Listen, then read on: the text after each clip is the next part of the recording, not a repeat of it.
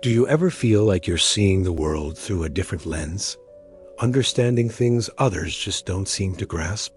Walking into a crowded room and instantly knowing the unspoken tensions, the hidden agendas, or who's genuinely kind versus who's performing kindness?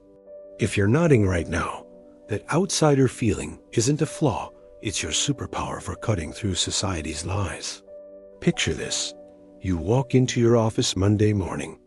Everyone's chatting normally about their weekend, but you immediately sense something's wrong. Sarah's smile is too forced.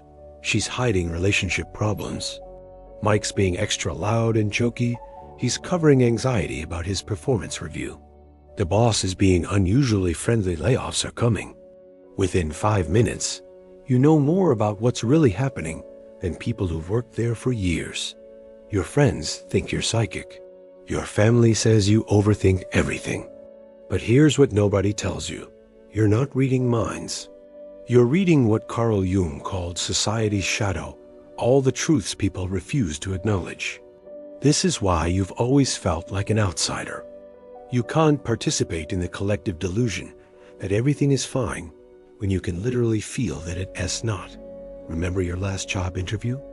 While the hiring manager painted a picture of amazing company culture and work-life balance, you sensed the desperation in their voice, the high turnover they weren't mentioning, the toxic environment they were covering up. Your gut screamed, "Run," but you ignored it because everyone else said it was a great opportunity. 3 months later, you were burned out and job hunting again. But it wasn't your fault. Your truth detection system was working perfectly. Here is the thing about being an empath that nobody talks about. You do and just feel emotions. You see through the masks everyone wears to survive in society. And once you see behind the masks, you can never unsee it. Your dating life probably reflects this too. You've walked away from relationships that looked perfect on paper because you could feel the person's emotional unavailability beneath their charming texts. You've ended friendships because you sensed their competitiveness disguised as support. You've avoided family gatherings because you couldn't handle another performance of Happy Family when you could feel decades of unresolved pain. People called you difficult, too sensitive, self-sabotaging. But you were actually protecting yourself from situations your soul knew were inauthentic. This is what Jung discovered about people like you. You're not broken social misfits. You're society's early warning system. But here's where it gets intense. Once you fully accept that you see things others can't, you face a terrifying choice. Do you pretend you do and see what you see to fit in? Or do you stay true to your perceptions and risk permanent outsider status? Most empaths try the first option. They numb themselves with work, relationships, substances, or endless self-improvement, desperately trying to turn off their gift. But here's what happens when you suppress your truth-seeing ability. You become depressed, anxious, and physically ill because you're forcing yourself to participate in lies. Jung called this the sickness of inauthenticity. Your soul literally rebels against fake connection, manipulative systems, and emotional dishonesty. So what's the alternative? How do you live as someone who sees society's truth without losing your mind? First, you need to understand what you're actually seeing. When you walk into that crowded room and feel overwhelmed, you're not just picking up individual emotions. You're sensing what Jung called the collective shadow, all the pain, fear, and dysfunction that society refuses to acknowledge. That anxiety you feel scrolling social media? You're sensing the collective desperation for validation hiding behind perfect posts. That exhaustion after family gatherings?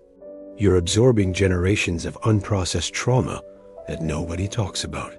That physical revulsion you feel around certain people?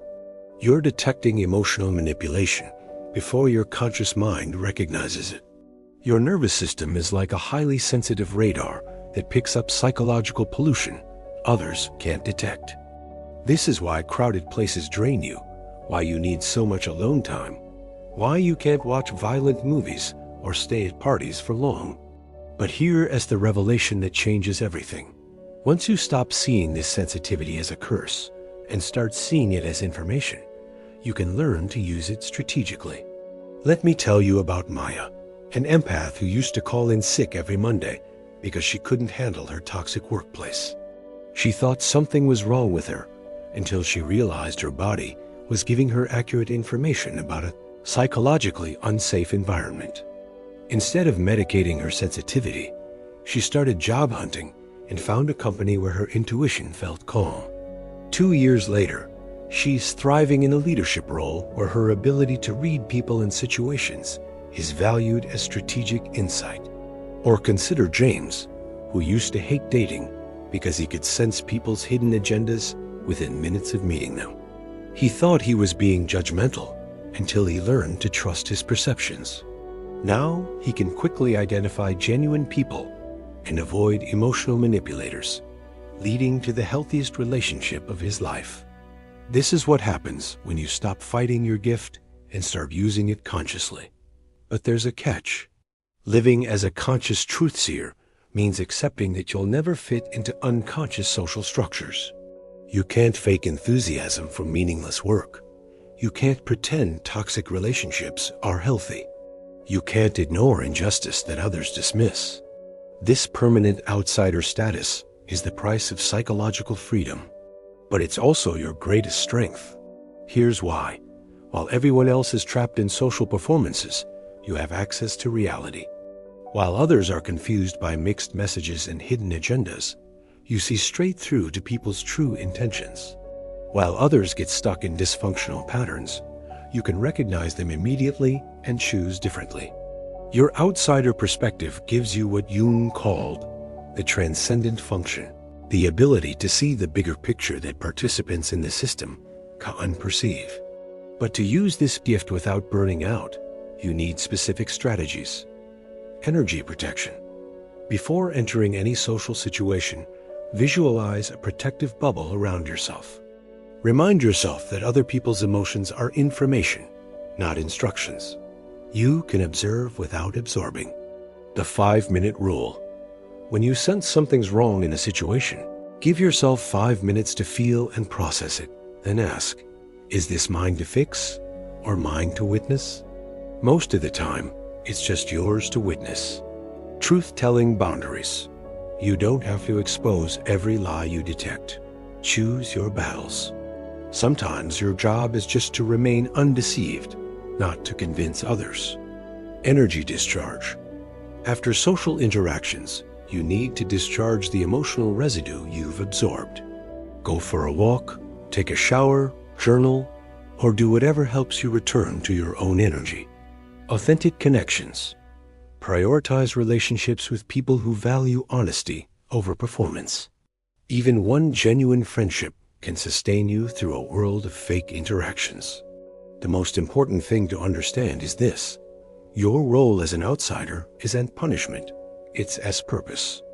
Society needs people who can see its blind spots, recognize its patterns, and refuse to participate in collective dysfunction.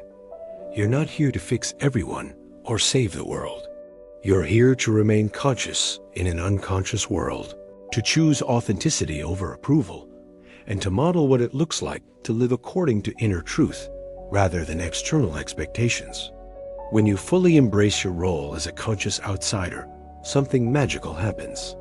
You stop trying to convince people to see what you see, and instead, your presence gives others permission to trust their own perceptions. You become what Jung called radiant, not through preaching, but through being. People start coming to you for advice because they trust your ability to see clearly. They feel safer around you because they know you won't participate in emotional games. They redrawn to your authenticity because it reminds them of who they really are beneath their social masks. This is your gift to the world, living proof that it is possible to be genuine in a fake world, conscious in an unconscious society, and true to yourself even when everyone else is pretending. The loneliness of being an outsider transforms into the freedom of being authentic. The burden of seeing society's lies becomes the blessing of living according to truth. Your sensitivity was never something to fix. It was always something to honor, develop, and use in service of a more authentic world. So the next time you walk into a room and immediately sense what everyone else is missing, remember, you're not too much. You're not broken. You're not imagining things. You're exactly what this unconscious world needs to wake up. The question isn't how to stop seeing what others can't see. The question is, will you trust your gift enough to live by it, even when it means standing alone? Because here, as what Jung understood about conscious outsiders, you don't change the world by fitting into it. You change it by refusing to pretend it's something it's not. Your time is now. Your truth is needed.